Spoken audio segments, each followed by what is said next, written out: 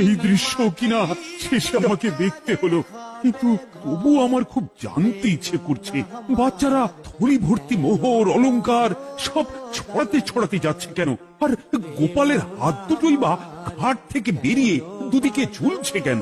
মহারাজ, আর একটা ব্যাপার কি আপনি লক্ষ্য করেছেন?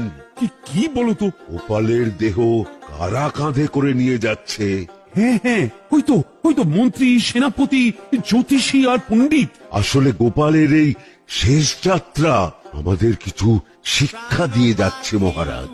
এই যে দেখুন, যারা গোপালকে সহ্য করতে পারত না, এখন তাদেরই কাঁধে গোপাল যাচ্ছে। তার মানে শেষ পর্যন্ত কেউই কারোর শত্রু থাকে না, সবাই মান অভিমান ভুলে কাঁধে কাঁধ মিলিয়ে পার করে দেয়। আর ওই যে মোহর আর